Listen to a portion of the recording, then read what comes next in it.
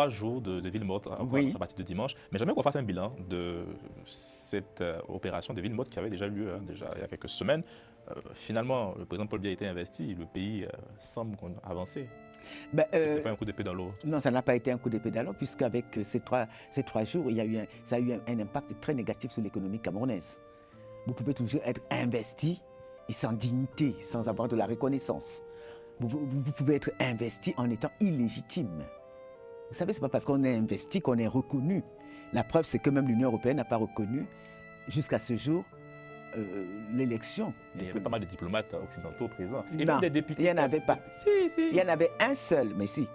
Qui était diplomate. Non, il y avait des blancs, leurs blancs, mais en diplomate, il n'y en avait qu'un seul, qui était l'américain, et qui, par fourberie Le d'ailleurs... français aussi était Non, il n'est pas venu. sur les images qu'on a vues. Non, le français n'est pas venu. Là, ils ont menti. Il n'était pas là. À l'investiture. Non, ils ne sont pas venus, Ils n'étaient ni pas à la présents. À la proclamation. proclamation, oui, mais à l'investiture. Même à l'investiture, les gars ne sont pas venus. Il n'y a qu'eu un, l'américain, qui par une entourloupe a félicité l'investiture et non la réélection. Vous voyez même une différence entre les termes choisis par les États-Unis pour parler par exemple de la Côte d'Ivoire, où on félicite Ouattara pour sa réélection. Au Cameroun, ça n'a pas été le cas. Il y a une différence très subtile sur le plan des mots choisis. Vous savez, les Américains connaissent le mot réélection. S'ils ne l'utilisent pas, c'est pour des raisons bien précises. Donc vous vous réjouissez des dernières opérations ville morte qui ont eu lieu. Oui, parce que c'était Malgré l'investiture 80%. du président Biya. Son investiture, vous savez, elle a parlé tout à l'heure d'un régime périmé. Ça, quand vous mettez des pistolets sur la tempe de vos concitoyens, vous ne pouvez pas dire que vous avez été élu. C'est un coup d'État, c'est tout ce que vous voulez, mais ce n'est pas une élection. Ça ne veut pas dire que vous êtes le choix du peuple. Quand un homme est un choix du peuple, il n'a pas besoin de tuer ce peuple-là. Là, Biya a besoin de tuer les Camerounais pour soi-disant être président. Et les Camerounais, dans leur majorité, ne le considèrent pas comme leur président, sauf quand ils leur mettent des pistolets sur la tempe. Vous comprenez? Nous sommes loin d'une démocratie, nous sommes loin d'une reconnaissance de la volonté populaire. Et nous devons tous soutenir Alice Com, parce que ce qu'elle fait est un travail formidable. Quand on vous dit que les villes mortes, les villes mortes coûtent très très cher à l'État camerounais. Ça leur fait moins d'argent pour aller gaspiller en Suisse. D'accord? Parce que c'est de ça qu'il s'agit. Quand les peuples travaillent à la sueur de leur front, cet argent sert à aller nourrir et acheter du champagne, du caviar en Suisse. Et nous demandons aux Camerounais de se serrer un peu la ceinture pour étouffer ces gens-là, pour qu'ils ne puissent plus utiliser leur argent pour aller gaspiller cet argent en Suisse.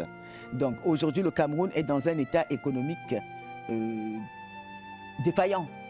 Les organismes internationaux refusent de leur prêter de l'argent. On verra où ils prendront cet argent pour continuer à tuer la population avec. Espérer, c'est le titre même de l'émission, que peut-on encore espérer, que peut espérer Issa Chiroma Bakary face à Paul Biya? Est-ce que vous espérez sérieusement que ce régime cédera face à ces opérations ville morte?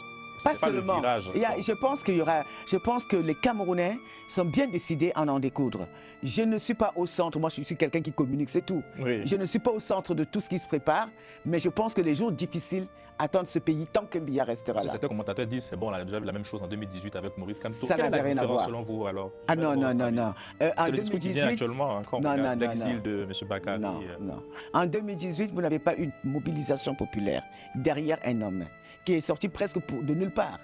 On le connaissait comme ministre de Biya, mais on a décidé... C'est-à-dire que ce n'est pas Chiroma qui s'est imposé au peuple camerounais, c'est le peuple camerounais qui l'a choisi pour être son instrument de libération. Ce n'est pas la même démarche. Et donc ce peuple, que Chiroma soit là ou que Chiroma ne soit pas là, ça ne change rien à l'histoire. C'est ce que ce régime n'a pas encore compris, c'est que Chiroma peut ne pas être là, on va même choisir un chat pour qu'il nous accompagne comme chef d'État.